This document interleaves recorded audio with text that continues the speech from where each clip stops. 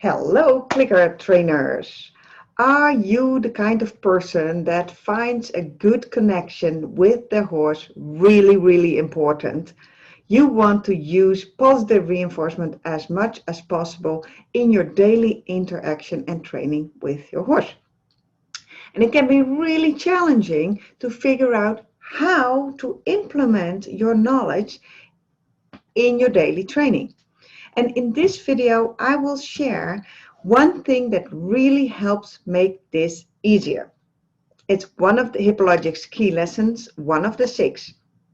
So if you're a person that loves training and loves learning and would like your horse to love your training as much as you do, then stay tuned because I'm going to teach you one thing that helps you make training more effective and that will help prevent frustration in training. If you ever ask yourself questions like, is this the right point to stop, or do I need to ask and reinforce this one more time? When can I stop my training? How do I know if my horse will remember this?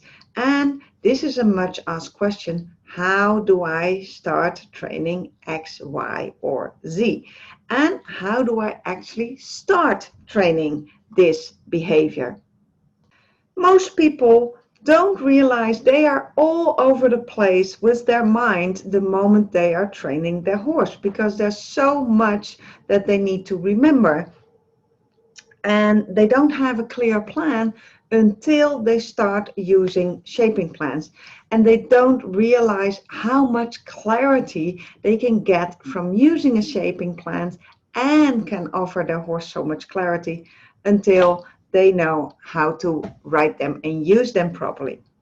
So what is a shaping plan? A shaping plan is nothing more than a written approach that contains all the steps that your horse needs to go through in order to learn your desired goal behavior. And it follows a natural learning process, and therefore it's super powerful.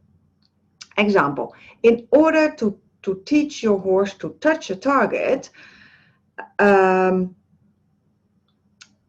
he needs to notice the target first, and he needs to notice you first. So now you know this, it sounds like an open door, right? But and you'll never forget it. But now pay attention how many people you see training their horse and asking for their horse to touch a target when their horse is not ready to respond to their trainer's cues, or maybe they are not even seeing the target, let alone go over there and touch the target. So they ask the horse to touch a target when the horse is actually not ready. So what do you think will happen if the horse is grazing and maybe the trainer is even standing in the blind spot and asking, touch? Their horse won't respond immediately because his focus is somewhere else. And if this happens often, this mismatch of timing, then people get really frustrated. They think, my horse ignores me. Ah, yeah, that's an awful feeling. Or they think, my horse isn't listening to me. Or even worse, they think I'm a bad clicker trainer or clicker training doesn't work. And that's not true. They just skipped an important step. So your horse needs to see or notice the target or notice you in order to respond to that cue, touch the target. That makes sense, right? Another example is in riding. You can only influence the horse's legs the moment the horse is not putting all of his weight on that leg. So if you want your horse to use his hind legs to move them more and put them more under the mass, so he will carry himself and you better, then you can only ask that hind leg to move further towards the point of gravity when your horse is just taking off the weight of that leg, or the leg is already in the air. The moment your horse leans on that leg with his weight, you cannot influence that leg. And this is something that most riders don't know. And once they understand this, it will improve their whole riding immediately. I understood that only after 10 years of riding lessons or something, when I started to get private lessons with a coach that was really focused on these kinds of details. And she noticed that I was struggling with that concept of timing my cue.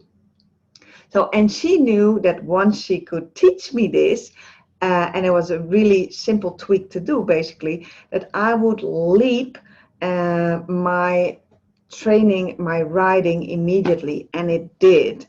So back to targeting. Once we understand what the prerequisite is in order for your horse to display that certain behavior, we can time our cue and instantly improve our results. And that's where a clarity helps provide us insight in the training process and what we need to do and when we need to do it. So most people don't realize have no clue how powerful a shaping plan really is until they start using them. So now you know this, let's see what are the 5 steps that help you make a really good shaping plan for your horse.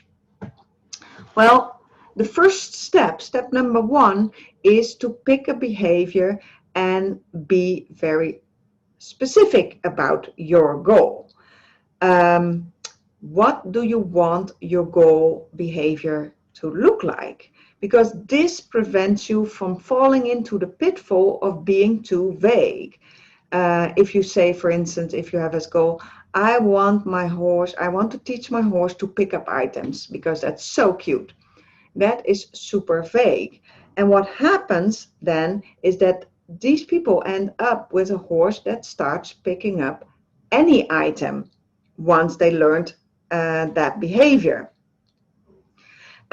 Even breakable items like your phone, or they start picking up items that they're not supposed to have in their mouth, like brushes, and people regret that they even start teaching them that cute behavior. When you are very specific about your goal and about your goal behavior, you prevent all this for a great deal. Because when you're specific, you say, I want to teach my horse to pick up this cloth. So that's already very, very specific. So the moment that your horse starts to think, hey, I get reinforced for picking up things, let's try to pick up her phone or to pick up her brush. But your brain is focused on your specific goal and immediately recognize, oh, well, the brush and my phone are not that cloth that I want him to pick up. So I won't reinforce that behavior. And you can immediately take precautions from happening again by preventing those objects laying around until your horse knows the cue and until you have taught your horse the cue for pick up an item. And then you can go to the next phase of your training and generalize that behavior. And that means that you teach your horse, it's not the cloth that I want you to pick up. I want you to pay attention to my cue, pick up this item. And then you can teach your horse that only the things that you ask him to pick up, he has to pick up in order to get reinforced for that. And they leave everything else alone. So if you have a system and a very specific goal, then you prevent these kinds of pitfalls. Step 2. So step 1 is pick a goal behavior and be specific as you can be. And you will become better and better the more you do it. So think of all the steps that are necessary for that behavior in order to happen. And in this phase, you can just start somewhere and you write it all down.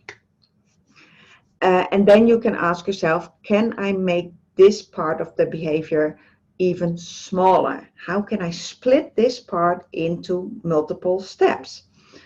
Or you can ask yourself, what does my horse need to do in order to make this happen? For instance, your horse needs to notice the target in order to touch the target or follow the target. So that's one thing that you think, well, it's unimportant, but the advice is write everything down, and then when you go practice, you will notice what is important and what wasn't, because a shaping plan is a living document. You go to your horse, you test it out, and the feedback you get from the environment, from your results, and from your horse, you take that back and you adjust your shaping plan. So this step of thinking of all the steps can be done best, especially in the beginning, together with somebody who is more experienced in training behavior.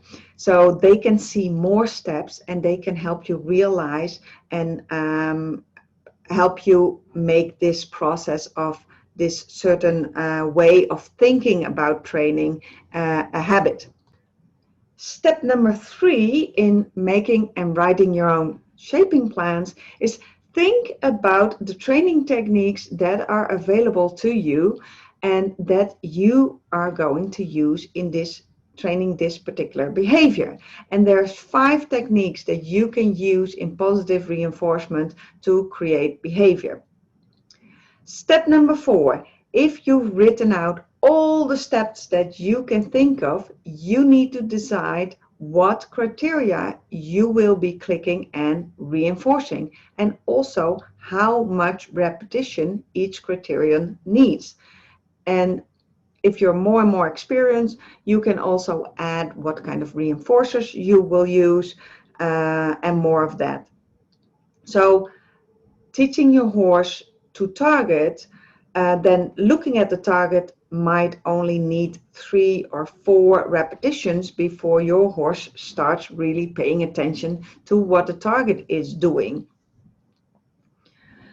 But if a particular behavior needs strength and muscles that you need to build first, then more repetitions are necessary in order to build that behavior. You can't expect a green horse to canter properly and balanced and forward and in the right tempo and cadence when he's just starting being ridden. You need to build his muscle, his stamina, his confidence, and his mental strength. So that's why you put all that in your shaping plan. Step number 5. Once you have a clear vision about how you're going to train a specific behavior, then you have to write it down because that clarity is what helps you give your horse the clarity he needs to learn that behaviors. Because most clicker trainers don't realize that they don't offer enough clarity until they start breaking that process of learning down into so many steps. And they start writing their shaping plans. And I deliberately say writing, and I mean writing with pen and paper, because this process of writing it down will help you remember. And after that in-depth discussion you had with whomever is helping you write the shaping plans, you will notice that the moment you are in the training session with your horse, you will remember and have that clear plan in your brain that you can follow. So what I want you to ask and pay attention to is this. The next time you're training, pay attention to the questions that come up in your own brain during the training process, and then go back home and answer them in your shaping plan. Like, should I do one more repetition, or what's the next step, or did my horse skip steps, and now what? Let me know how making a shaping plan and writing your own shaping plan helped you get clarity in training. I would love it if you would put your comment in below this video. And if you need help writing and making shaping plans, send me a personal message or send me an email, hippologic@gmail.com, because I am in the making and prepping and live online class writing shaping plans for members of the HippoLogic Equine Clicker Training Academy. And I might make it available for non-members if there is enough interest to join in. So send me a message if you want to join that class, if you are interested in that class, because I will offer this probably in the next 2 weeks or so. Give this video a thumbs up if you liked it, and invite your friends to my channel, and subscribe to my channel to hear more about equine clicker training. Thank you so much for watching, and I'll see you next time. Happy horse training. Bye.